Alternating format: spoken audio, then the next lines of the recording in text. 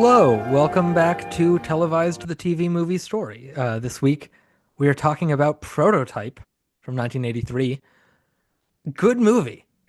Gordon, we didn't do the intro where we just kind of talk about nothing for a little bit. Well, who cares? Prototype. Christoph Hi. cares. Hi, I'm Gordon. Hi, I'm Eliza, and Prototype. we're going to talk about this weird ass fucking movie that is kind of amazing. My favorite movie we've done so far. I'll say it. Really? Yeah, Oh, oh wow. it's a good movie. Like when I went to the Letterbox page after watching it, it's like the biggest spike of the Letterbox ratings is at 2.5, including the three top reviews. Well, out So of it's like how many people that have logged the movie? Like 40? 128. Uh, Who cares? but yeah, but the thing I'm shocked that this isn't like more beloved because this is a I think the thing is people expect this to be like this high tech like sci-fi action movie, I mean, but look at the poster on Letterboxd true and it tell me that's not false but advertising. but it's what it is like this really interesting like kind of drama where it's like Christopher Plummer is a scientist is and he kidnaps the robot because the government wants to use him for war or and it's like and it's just him and Christopher Plummer and David Morse kind of on the run, but there is also a lot of movie before they do that. But it's good. It's like there is some good like questions here. But you go ahead with your prologue about like what else aired and stuff. Yeah, so Prototype from 1983, directed by David Green. We'll talk about him in a second. We Written by will. Richard. Yeah, I'll get it. Yeah, written by Richard Levinson and William Link, starring Christopher Plummer, David Morse, Francis Sternhagen, James Sutorius, Stephen Elliott, Doran Clark, Ali Mills, Arthur Hill. Broadcast December 7th, 1983, a Wednesday. I don't know, this is like a CBS Wednesday at 9 p.m. Putting on this movie, why not? Up against an episode of Dynasty and then an episode of Hotel on ABC, an NBC White Paper docu-series, and Saint Elsewhere on NBC. Uh, yeah, that's the movie. Wait, And wasn't David Morse was on Saint Elsewhere, wasn't he? so he was. Yeah. You could imagine the world's number like David Morse's mother or something trying to decide whether to watch Prototype or Saint Elsewhere. Real Catch 22. Hmm. Uh, I a hope she more, picked Prototype. yes, because it's a good movie. Hmm. But yeah, where to even begin with this movie? My first note that I have about the movie is David Morse has such sad eyes. My Like, that's not even about this movie specifically. That's just like about David Morse, the man. But one of such my sad eyes on that man. one of my early notes is has David Morse always been so tall? Yeah, I also wrote David Morse's 6'4", good robot body. Like, he's good casting for a big old robot freak. Not a freak. Michael's great. We love Michael. He's not a he's a He's little weird, but we love him. he's very notably not a freak. But yeah. Also, how tall is Christopher Plummer? Because like they are very mismatched Yeah, in I height. would have thought Christopher Plummer was decently tall, but Yeah, he was 5'10". Okay, so it's only like a difference of 7 inches in like they I yeah feel like they also must have given like David Morse a platforms. bit of Yeah, height, like give him some yeah. pumps or something. Some Frankenstein boots, for example, Hmm. to tie it into the end of the movie. But uh, yeah. Oh, this is where I bring in, like I mentioned on last episode, the parallels with the January movies. Yes. This one parallels with Babes in Toyland because it opens at Christmas in a toy store. Yes, I was so shocked to find out that this was a Christmas movie. It is. It's a Christmas. It's a movie about the week from Christmas to New Year's with Yeah. no snow at all. Nope. Although, like, I think this takes place like actually no, this takes place near DC, doesn't it? Yeah, yeah. Yeah, okay. Yeah, that is a bit weird, I guess. Though, yeah. I was like, I'm not a person who ever really sees snow, so it's like I don't view Yeah. that as weird.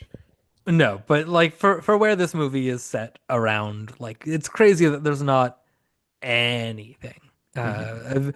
Which maybe it wasn't filmed around Christmas time. Who knows? Perhaps it Um, was filmed in California or Perhaps. both. Yeah. Um, yeah, no, this was a good movie. This was a good little drama, vaguely thriller-ish, not really, but like it has its elements. It has its political intrigue here and there Mhm. spiced in, but no, this was a good little movie. Yeah. Like where where do we even start with this thing? I keep saying it's just like Let's do like a go plot through the plot. rundown. So we open with Christopher Plummer as this Nobel-winning scientist out and about with his tall, awkward friend Michael Mhm. with a turtleneck that I found worthy of note. It is Uh, a good turtleneck. Yes, they're at a department store and they walk out, and guard comes after them because Michael has taken a tiny little Rubik's Cube with him and he returns it. And Christopher Plummer brings out his government science credentials to scare off this security guard. They go to have dinner with Christopher Plummer's wife, Frances Sternhagen, who's a delight. And Michael is pleasant but awkward, and he doesn't drink or eat. And then they go back to the lab, and it turns out Michael is a incredibly realistic android that Christopher Plummer is like the head scientist on the project of, and he took him out without clearing the impromptu field trip, or field test also. And it was a success, and everyone's happy.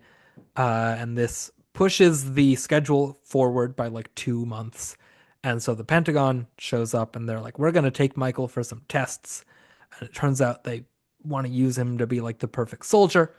So Christopher Plummer steals Michael and they go to some college campus and hide out. And Mhm. there's a lot of discussion about, humanity and free will, and in some interesting ways, but also in ways that other movies and stories have done. Yeah. Like it's not offering anything new to the conversation, but it has its interesting approaches to it. Um, Christopher Plummer's friend, Dr. Gene Parmesan. His name is Dr. Gene Pressman, but it's close enough that I just called him Dr. Gene Parmesan. Shows up Gene with them. Pressman.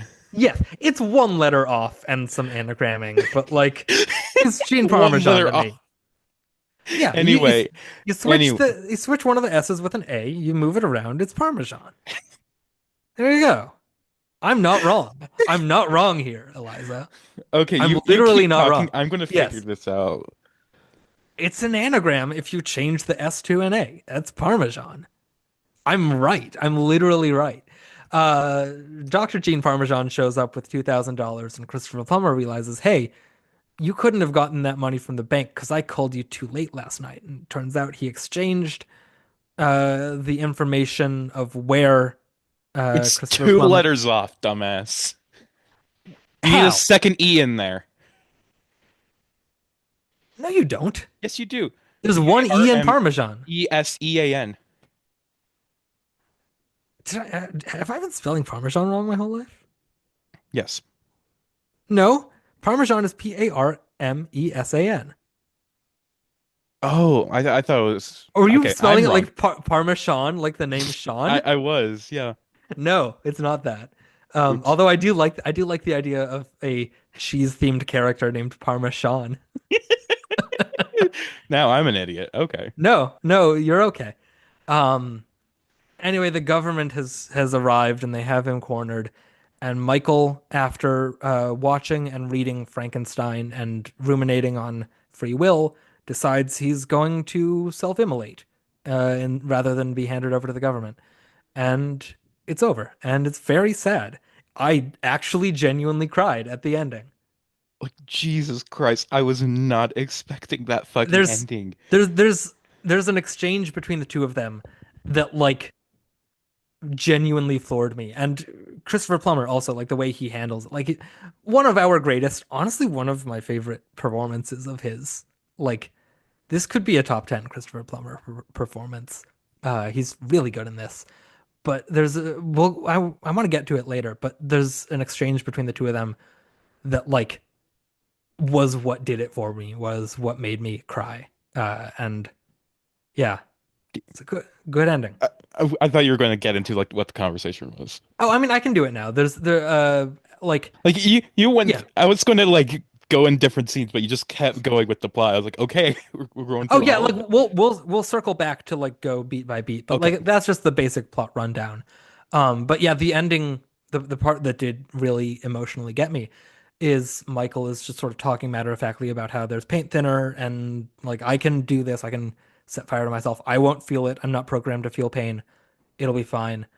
And Plummer's just sort of like looking at him kind of aghast, but also like proud of him for Yeah. making it for like because it's all about free will. Like he has a whole extended monologue beforehand about the ending of Frankenstein the book and how like it really affected him. And like Michael says like, "Oh, uh can we say goodbye?" And Plummer goes to hug him and Michael says, "No, don't hold me." And the Plummer is like, "Why not?" And he's just like like shocked looking at him. And Michael says, "You'll feel the metal." And I like Oh, got chills say like it's it's it's it's such a good line. it's such a good ending. Like, It is. it's shocking. Like, I literally did not expect this movie to end with Michael killing himself. Like, Yeah. like when, and even when he's going into like this free will stuff, like I was thinking it's like, oh, he will just reject, like he's going to let himself get taken by the government, but he'll just reject their programming Or or whatever. he'll get to run off with the bookstore girl that had a crush on him and Yeah, he'll like get to live a normal life. but no, But then he starts talking about the paint thinner, and it's like, oh my God, are they really doing this? And then it's like Christopher Plummer walks off. He goes to the cafe with like the government guys to try to to negotiate a handoff or whatever. Or that's what he tells them. And then you see the fire trucks going past, and the shot that's over, the credits are over, is the place burning down. And it's really intense and it's a good ending. This is a really good movie. it, Yeah. it Anyway, let's step back. Let's go back to the beginning here because I have a lot Yes. of thoughts about the scene near the beginning where Christopher Plummer brings Michael home for dinner. Yeah, loved that scene. I mean, Frances Sternhagen is a great presence in I general. She is so great in this. Like She I really is. she deserves better, like better than Christopher Plummer as a husband because she deserves a man to be attending to her every whim rather than her trying to constantly trying to having to help Christopher Plummer out. But regardless, she's amazing. I love she at one point she says like the kids next door just treat a cat, and I love that as a No, phrase. the dogs. Or the dogs treat a cat. Yeah, It's like I've never heard treat a cat as a saying, but I love it. that's Um, great. I love when she corrects him on the Thoreau quote. yes. She's talking about how absent-minded he is and how she needs to clean his suit and he goes like never trust a job that requires clean clothes and she goes if you're going to quote Thoreau you should know that it's new clothes and I love that she's like she's not a doormat she's this Francis Sternhagen type that is going to push back when Plummer is his irascible old man but like she does clearly love him and they have really good chemistry together. She's only in like three scenes of the movie, and she's Yeah. a real She, standout. She's she's great. great in all of them. I also love like when Christopher Plummer calls home after running away with Michael. Well, and she's like, "Honey, there you should hang up. There's men here who are listening." Like immediately, like Yeah, is she is so devoted to that man. She's constantly trying to help him. And like even as he's like, "No, no, I want to talk." It's like, "No, no, hang up. They're yeah. listening. They were tracking your location." I also love that like she's just saying this openly in front of all the people that are tracking, and nobody's stopping her. Just like, hey, there's a bunch of like usually they're like, hey, don't tell him. Keep him on the line as much as you can. And she's like, no, these people want you to stay on the line. Hang up. Don't let them find you. Um, One of the points that made me like laugh unintentionally is at the end of that scene where she's talking to the big military guy about why he's doing this. Why what's his name in this? Carl? I don't Seems know. like a Carl. Dr. Carl Forrester. Why Christopher Plummer has run away with Michael. And she's like, "Oh, well, how long have you been married to your wife? And do you love her? Would you do everything for her?" And like, "Well, we've been married for 35 years, and I know he loves me." And then she just sort of turns away. And at this moment, I think he must love Michael more. And I was like, "Oh, I didn't know he liked Fahrenheit 9/11 that much." Oh my God. That was stupid. I'm sorry. No, but also I did not clock that line because one thing that was in my mind throughout this whole movie was that I kept so in the kitchen scene, first Francis Sternhagen is very like non-questioning about like the story that Christopher Plummer gives is that like, oh, he's another doctor at the lab or whatever. Or but it's like, does he usually bring home surprisingly young doctors home to his wife? And it's I just like, and in my mind, I was just developing this as like an adaptation of Queer. Here, where love it's that. just like Christopher Plummer as Lee and David Morse as Allerton, and like when they go on the run, it's like, oh, this is them going to South America. And so it's like I did not notice that line where she says, "Oh, he must love Michael Moore." And it's like, oh my God. I think at that point she does know he's a robot, and Yes. there's more talk of it being like a father-son type thing. Because there's a whole thread about how like they don't have kids, but he's like invented a child for himself. He's like made up a son for himself, and I'm guessing that was I couldn't really follow what they were doing there. There's like two throwaway lines that I didn't track, but yeah, no, there's also that reading that you can I have. There is some. yeah, it's like I know they probably want it to be like a father-son kind of thing, but I from that first scene, it was in my mind, and there was no way of getting it out after that. Oh yeah, no, totally. Like that is also a reading you can have there. And There was also something. another thing Oh from the beginning. I love that Christopher Plummer takes the robot from the lab, and then the first thing he does is bring it to a toy store. yeah, to show him the model trains and the Rubik's cubes and the Christmas trees. He likes the way it puffs smoke. Yeah, it's great. This is a great little showing him the world scene. Um, I like the ending of that opening sequence as well when they have gotten back to the lab, and it's like the first moment because you kind of I mean also you know if you've read the description that Michael's a robot, but it really shows you the scope of his humanity as it were, Hmm. where Plummer gives him the orders like, I need to take my notes while they're still fresh, shut down, reactivate in the morning. And Michael protests against that. He's like, no, well, I would like to talk about our day. And like that, you're already establishing that he has such a an intelligence to Hmm. counteract direct orders from his creator, and then also because he has a want, because he has a drive. I thought that was Hmm. they do a really good job of characterizing him as it's not he's a robot that slowly has to learn how to act like a human. Like he has Hmm. a humanity from the beginning as a curious and thoughtful being that it's only like a 90-minute movie. And so you can't really spend a lot of time developing going from like a data type character into a more understanding. Like he starts off already with a conscious to a degree that it was interesting. It was an interest. Like David Morse is also very good in this. Yeah. It's not I mean, it's stilted, but it's justifiably so. It makes sense. It's an interesting performance from him. Hmm. Yeah, and that is something that the part where it's like he already has like emotional depth to him. Like that really helps this stand out amongst all the different like stories where it's like, oh, the government wants to use this robot for war. We're going to try and keep him away as long as we can, type of things.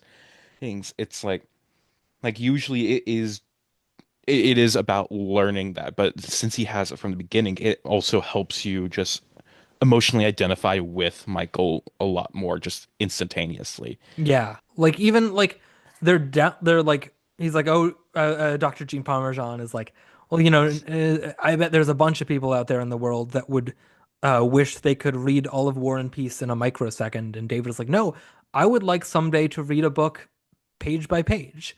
Then he Uh, he does. does. He reads Frankenstein, and he so identifies with the creature that like it inspires free will in him. It's that whole monologue of him talking about the ending of Frankenstein and how at the end when the creature leaves the boat and stands on the ice and just stays there, and how no one told him to do it, that was the creature acting on his own nature. And Plummer says it was an evil nature, and you're not evil. Like that's like you're not that. And Michael's like, I'm not anything. I'm what people I'm like I follow orders. And that is eating away at him because he can't even relate.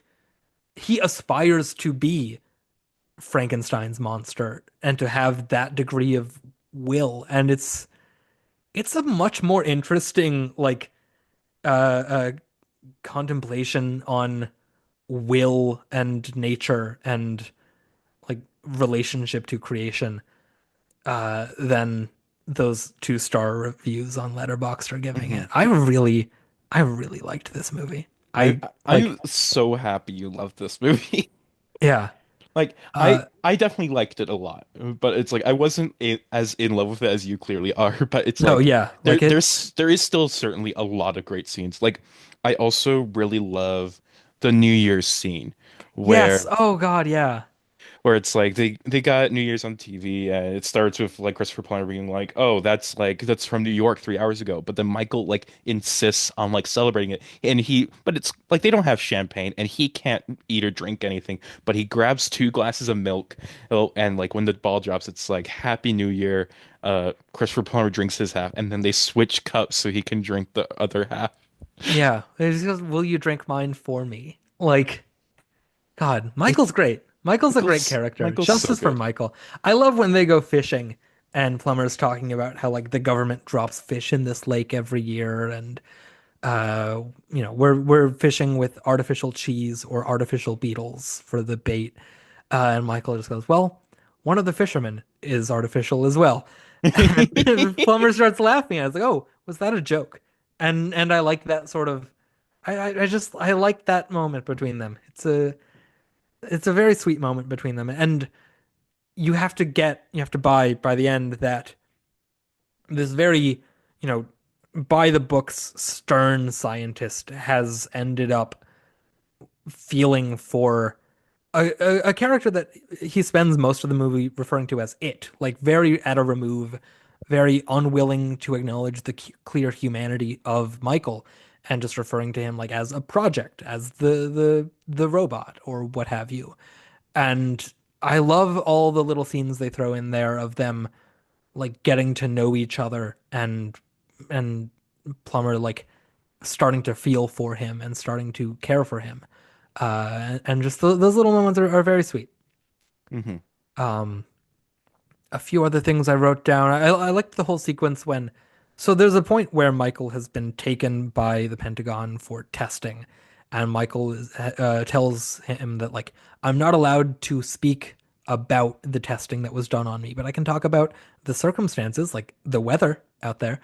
Uh, but there ends up being a scene between Plummer and the military people, and because they found residue on his hands that like he was firing weapons in these Hmm. testing, and they're like, oh well, it was for hand-eye coordination, and we also had him test a bicycle and a treadmill. Like we're absolved of any blame here. The military testing this hyper intelligent, hyper talented artificial intelligence.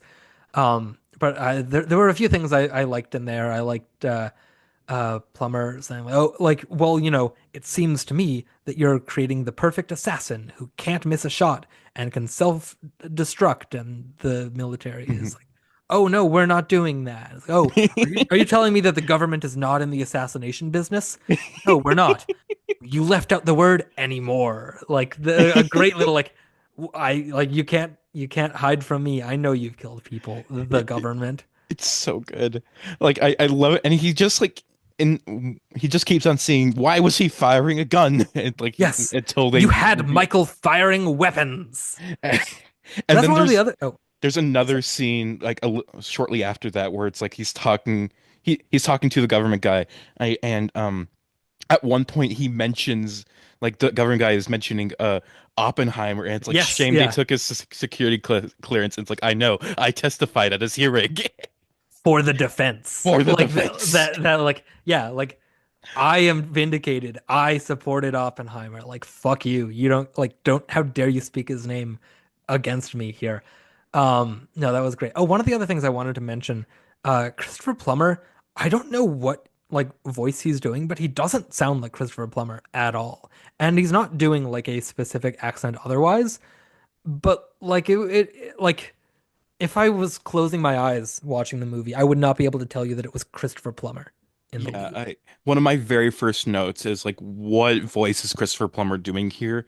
And later on, I wrote, Christopher Plummer feels like he's in a role Maximilian Schell turned down. Yeah. But he's very like it's again, Plummer's great in this. Like Yeah, it is a really, really solid he performance. does a good job, especially the more he gets invested in Michael and stuff. Yeah. Um, And also, anytime he's with Frances Sternhagen, yes. he does a good job, like showing that he loves her and stuff. Yeah, they're great. Okay, I did so I mentioned the director, David Green. Yes, I Um, was curious why. because I have a feeling this is going to be a guy we're going to talk about a lot. Because you go to his Wikipedia page, it has like a section where he's an actor of like six movies, director, feature films. The only one here that I recognize is Godspell. Hmm. But like he did like 10, and then director, television films, and miniseries. As a big old list. There's like episodes of Shane, episode of The People Next Door, episode of Roots, and then okay, let's see. The Count of Monte Cristo with Richard Chamberlain, Kate Nelligan, and Tony Curtis, TV movie. The Trial of Lee Harvey Oswald with Ben Gazzara, two-part television movie. Friendly Fire with Carol Burnett, TV movie. A Vacation in Hell with Priscilla Barnes, TV movie. Rehearsal for Murder with Robert Preston and Lynn Redgrave, TV movie. Murder Among Friends with Sally Kellerman and Leslie Nielsen. Fatal Vision with Carl Malden and Eva Marie Saint. The Guardian with Martin Sheen and Louis Gossett Jr. Guilty Conscience with Anthony Hopkins and Blythe Danner. By the way, this page doesn't even list Prototype among these. Circle of Violence with Tuesday Weld and River Phoenix. The Betty Ford Story with Jenna Rollins and Joseph Summer. Inherit the Wind with Kirk Douglas and Jason Robards. Liberace Behind the Music with Victor Garber. Small Sacrifices with Ryan O'Neal and Farrah Fawcett. The Penthouse with Robin Givens. In the Best Interest of the Child with Meg Tilly. Whatever Happened to Baby Jane with Lynn and Vanessa Redgrave. Willing to Kill the Texas Cheerleader Story with Leslie Ann Warren and Dennis Christopher. The other movie that was also the Positively True Adventures of the Alleged Texas Cheerleader Murdering Mom, the other movie about that same true story that came first. Hmm. Children of the Dust with Sidney Poitier, A Season in Purgatory with Patrick Dempsey, Breach of Faith, A Family of Cops 2, the second of that Charles Bronson uh, Breach of Faith, Family of Cops franchise or whatever. Breach of And Faith, Family of Cops too. Jesus Christ, what a yes, title! and Bella Mafia, a mafia movie with Vanessa Redgrave, Nastasha Kinski, Jennifer Tilly, and Dennis Farina. Like, there are so many TV movies by this David Green that like we're gonna be returning to this well a lot. Yeah, like I already knew that we had like a Betty Ford story and Fatal Vision like up on our Yeah, lists and stuff. And already like while you're listing this off, I added Liberace and Trial of Lee Harvey Oswald to my priority list. yeah. A Liberace Behind the Music. Who else is in that one? Saul Rubinek, Maureen Stapleton. Yeah, Victor Garber as Liberace, which that's really Sean good Levy? casting. Oh my God, Sean Levy's in it. Oh wow, fascinating. Before he was a shitty director, he was a shitty actor. There you go. Also, I just want to read off David Green's full name: Lucius David Sims Green, Sims Green hyphenated. Born Lucius David Sims Brian Lederman. Mm, Great name. Born in Manchester, he served in World War II. Theater director. Yeah, fascinating. yeah. A lot of David Green movies on that list. and a lot that sound interesting, and a lot starring like really notable actors, like Hmm. Hollywood actors.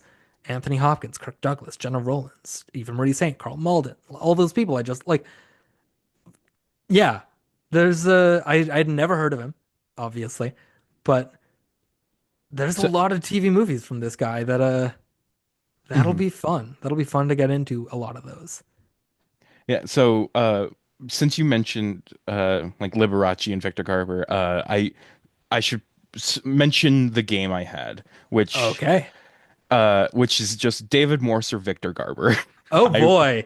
like of That's gonna fuck me up because I get those two confused a lot. exactly most people do, and so it's like I made a list of a few of their movies, and like of course, like if it's theatrically inclined, it's probably Victor Garber in it. But I made picked out the ones that w could have been either one. Yeah. Okay. But Hit me. we don't need to do that. Oh, we can do that now. No, Okay. hit me right now because I'm in it. Okay, so I started off with a few easier ones, and then we get harder as we go along.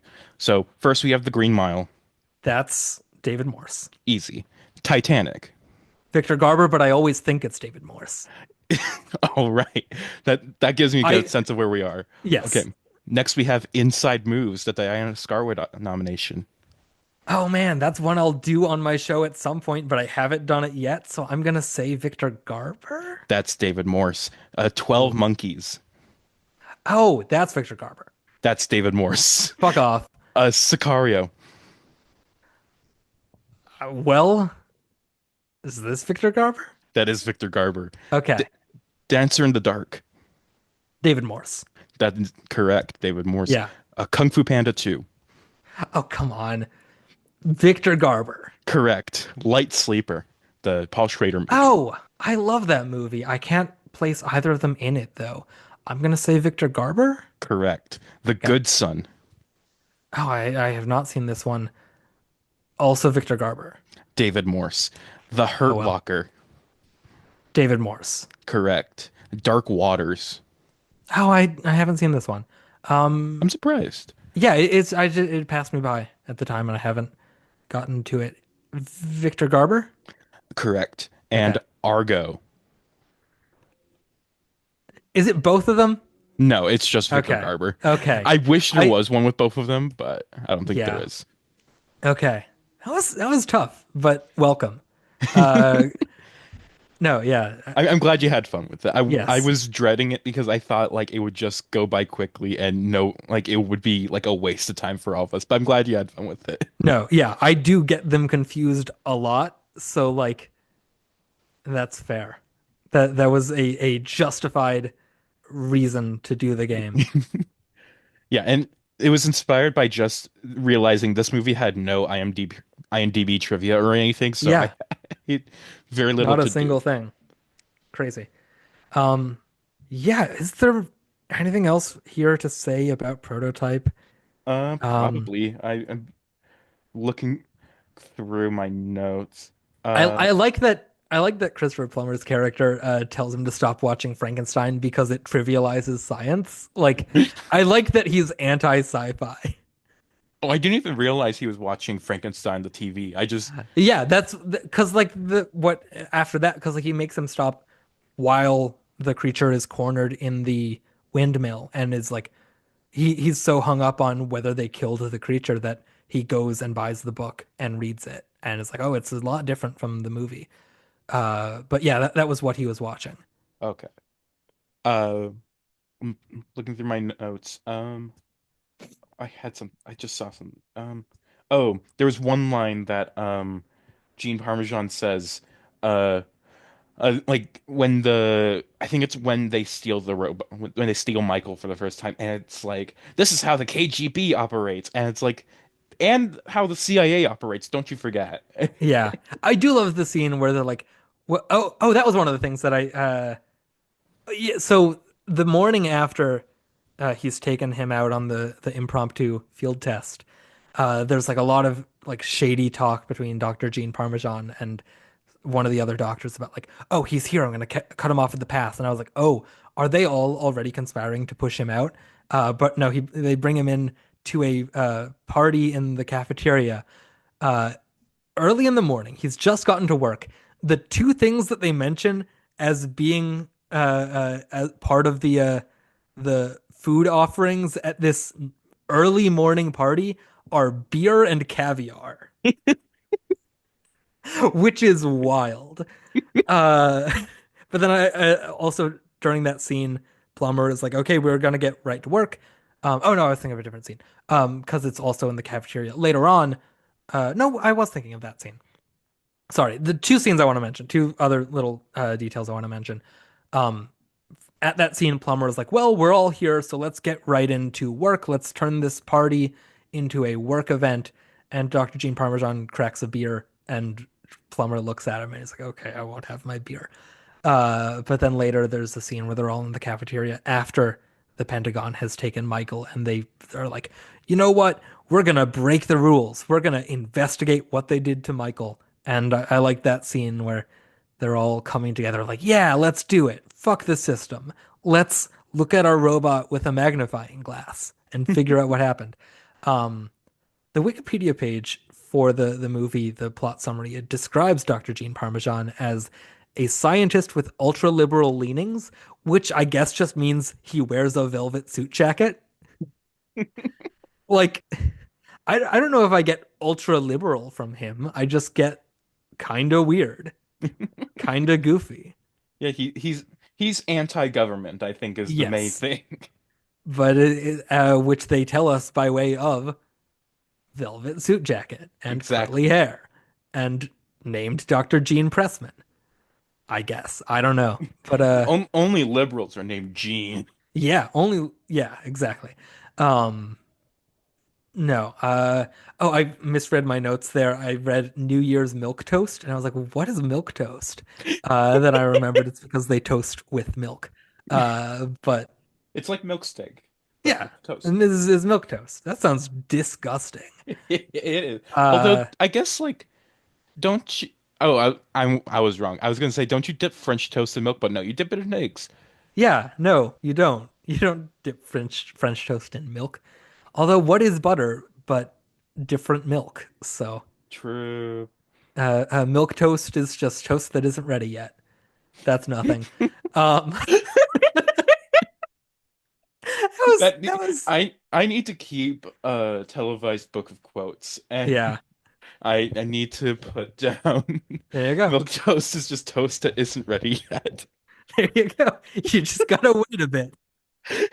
That's no. That's how you get cheese, not butter. You have to do other stuff to get butter. The joke doesn't even work.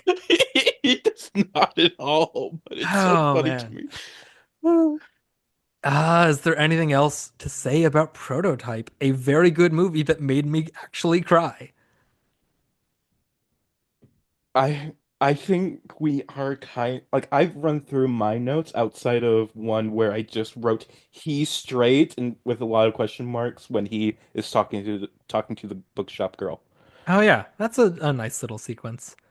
But yeah, I mean he robot, which is Clearly that's he's the sequel to he I can Robot is he robot. he can have free will, he can have sexuality. And That's true. and again, I was viewing this through an adaptation of Queer lens. And so when I saw him talking to a girl openly, I was like, "Oh no." But then again, I guess like with Queer, it's like Allerton was like a bit like whatever. He's a lot Yeah. of things. So I guess it fits with the analogy too. I did want to the just to bring everything full circle. When at the very beginning when they get back to the lab and he tells Michael to get to like power down and he like gets into the like device that lying straight up and then it like leans him back and I was like, oh, this feels kind of Frankenstein-y. So it was nice that the movie then brings Frankenstein into the text to sort of comment on the relationship between creator and creation here. Yeah. Yeah, I always love a good weird Frankenstein movie. I just watched last night Flesh for Frankenstein. Ooh, Very different movie. But saw that in the theater, followed by The Substance, which made for a real good double that's feature. a real fun time. Yeah. Oh Um, man. Yeah, I But don't have anything more to say here about Prototype. I Very have good movie. I have just one final note, and I I just think Michael would do the Monster Mash. He would. The guests included Michael, Dracula, and his son. How about that? Exactly. Those Anyway, classic monsters: Dracula, Wolfman, Michael, Michael. the creature from the Black Lagoon, etc. And they all did the Monster Mash, and Yeah, Christopher Plummer clapped. there you go. I That's the think end of that'll this do it. Yeah, episode. that's the end of this episode. Bye.